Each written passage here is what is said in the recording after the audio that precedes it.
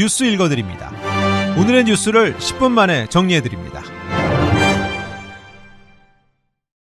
오늘은 2024년 2월 5일 월요일입니다.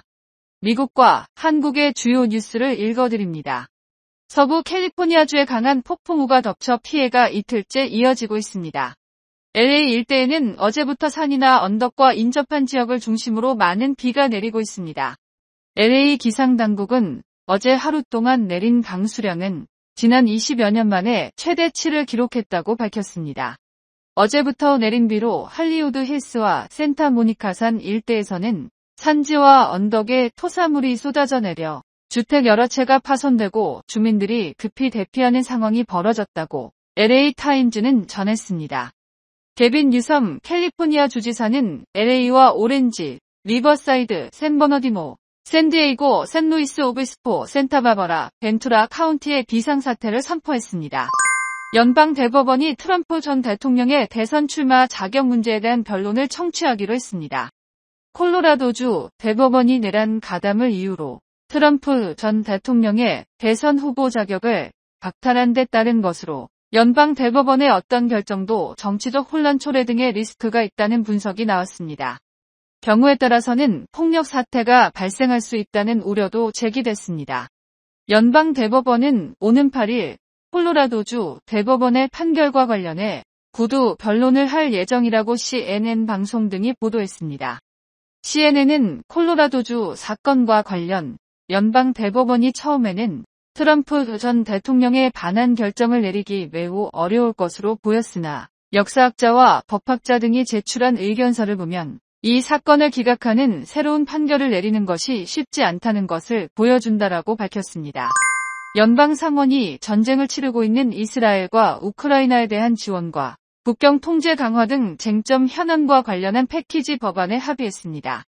민주당이 다수를 장악한 연방 상원은 이스라엘, 우크라이나 지원과 국경 통제 강화, 인도 태평양 동맹 우방 지원, 가자 지구에 대한 인도적 지원 등에 소요될 총액 1,180억 달러 규모의 안보 예산안 패키지를 공개했습니다.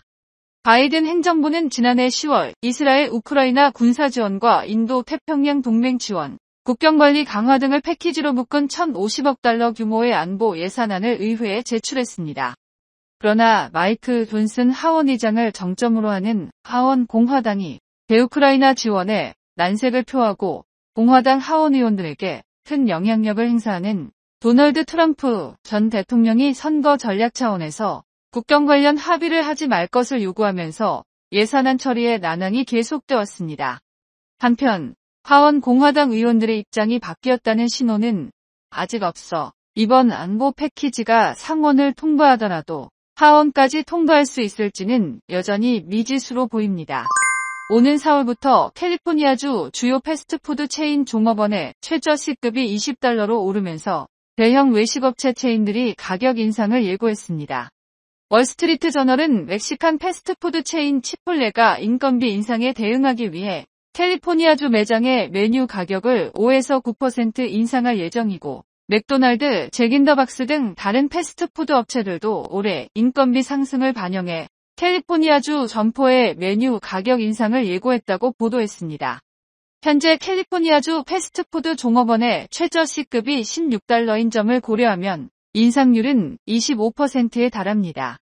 월스트리트 저널은 캘리포니아의 레스토랑은 미국에서 외식비가 비싼 곳 중 하나지만 앞으로 더 비싸질 것으로 예상된다라고 내다봤습니다. 한국 뉴스입니다. 그룹의 경영권을 안정적으로 확보하기 위해 불법 행위를 저지른 혐의로 기소됐던 삼성전자 이재용 회장이 1심 법원에서 무죄를 선고받았습니다. 서울중앙지법은 계열사 불법 합병과 회계부정 의혹으로 재판에 넘겨진 이재용 삼성전자 회장과 최지성 삼성그룹 전 미래전략실장 등 14명에 대해 모두 무죄를 선고했습니다. 지난 2020년 9월 기소 이후 3년 5개월 만입니다. 재판부는 제1모직과 삼성물산 합병은 사업상 목적도 인정돼 경영권 승계 작업이라는 유일한 목적으로 이뤄졌다고 볼 수 없고 주주에게 손해를 끼쳤다는 증거도 부족하다고 밝혔습니다. 참여연대는 이 회장이 뇌물을 주고 처벌은 받았지만 정작 그 뇌물의 목적은 없었다는 셈이라고 비판했습니다. 비례대표 선거제를 놓고 고심을 거듭하던 이재명 민주당 대표가 결국 현행 준연동형 제도를 유지하겠다고 밝혔습니다.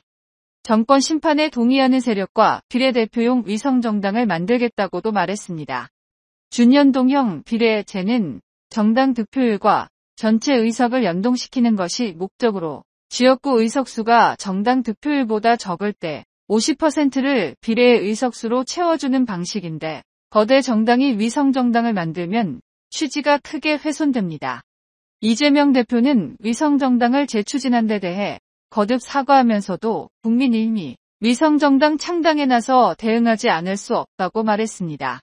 거대 양당 모두 위성정당 창당을 밝힌 만큼 다시 한번 꼼수 위성정당 선거라는 비판을 피하기 어렵게 됐습니다.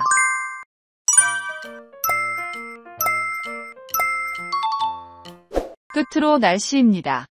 남부 캘리포니아 지역은 오늘 하루 종일 비 내리겠습니다. LA와 오렌지 카운티는 낮 최고 기온은 59도, 밤 최저 기온은 52도 보이겠습니다. 밸리와 일랜드 엠파이어 지역 낮 최고 기온은 58도, 밤 최저 기온은 45도 전망됩니다. 해안가 지역은 낮 최고 기온 59도, 밤 최저 기온 49도 예상됩니다. 산간 지역 낮 최고 기온은 36도, 밤 최저 기온은 24도, 사막 지역은 낮 최고 기온은 52도, 밤 최저 기온은 35도 전망됩니다. 오늘의 뉴스 읽어드렸습니다. 고맙습니다.